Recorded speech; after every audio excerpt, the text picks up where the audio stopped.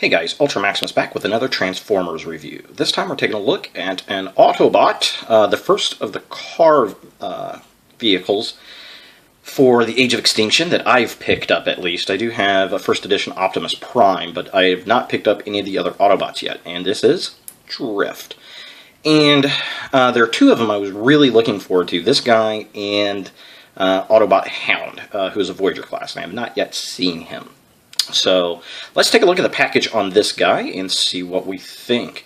We do have some cool artwork up there of Drift in his kind of samurai look, and I do like that. I think that is a cool take for Drift. Of course, he is an IDW character that we see. I'm sure the name was used prior to that, but most infamously, he's an IDW comic character that used to be a Decepticon. Now he's kind of a rogue Autobot. Ronin kind of character. Excuse me, and his toy really kind of reflects that, which is really cool. We have him in package here with his Bugatti mode, which is looking really cool. He does have some nice gold swords. I hope those don't have gold plastic syndrome. Now, the face is also gold, but it is painted, so there's no issues there. Now, we got the Transformers logo on the side, which I really do dig.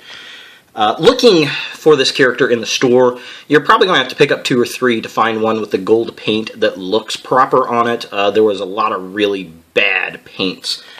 This was about the 4th or 5th one I picked up before I actually pulled it off of the peg to take home. So here's his look on the side, Generations Deluxe class, Series M4, number 6.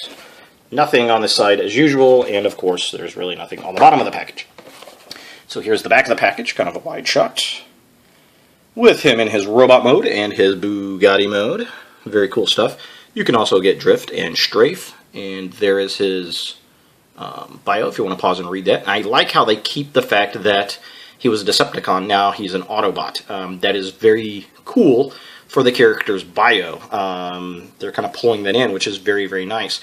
Now I know they're going to do a Voyager class with him as a helicopter. I wonder if we're going to see him actually switch sides in the film, kind of like we saw with Jetfire. That would be kind of cool. I guess we shall see. But let's get this guy out of the package and see what we think. Alright, so here we have Drift out of package, and I do like this. He's a really cool character. The sculpt on this guy, I like the samurai theme they've got going on with him. It works well. I do enjoy it. I like how on his arms he's got kind of that samurai armor. This is a really cool teal paint that matches the front of the grille here. Of course, he also has it on his legs as well, looking really darn cool. Now, he does have this little red ellipse on the grill that's the Bugatti logo. Of course, there's no Bugatti on it because it's way too tiny, but if you look at his belt, if I can get this down there, you've got the little Bugatti B on his belt, which is really darn cool. That's a nice touch. And the detail on him is great. I mean, he looks really cool. He's just too small. I wish they made this a Voyager figure. I know we're getting a helicopter, but I would like the Bugatti in a Voyager. I think it would be really, really cool. Mainly because the face, while the face is pretty well detailed, it doesn't show up well in this light here. Let's see if I can... There we go. I mean, it's really well sculpted. It's well detailed. It's creepy. Creepy as hell. And I think a little black wash would actually pull out the detail on it. But he just looks really, really creepy.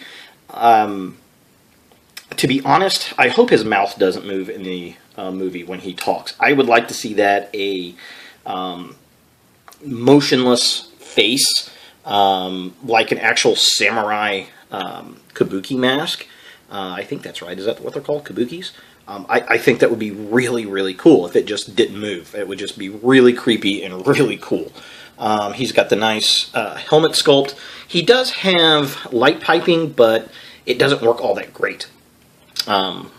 Because I think his eyes are just a little too small for the sculpt. Now, he does have the two smaller swords that just peg into the back, which does add to the figure. It kind of helps break up a lot of that blue, but they don't show that on the back of the package, which was kind of interesting. You could also, I would presume, be able to plug these swords back up here. It would have been nice if those could have had ports maybe on the sides around the hips so that he could store this, at least one of the swords on his hips. I think that would have been really, really cool. Yeah, but overall, I mean, this is a really cool looking little figure. I like the detail on the swords. I think they look really awesome.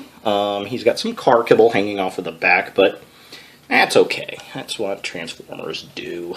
So, yeah, overall, I really do enjoy this figure. I think it's a really nice figure. I picked him up for $9.97 at Walmart, and I don't know if, because I got him and Slash, and I had a big display on them, and then after I bought them, I was walking past it again, they were taking down, so I don't know if they're going to raise the prices on him again or not. He's absolutely worth $10 if you see him. Most definitely.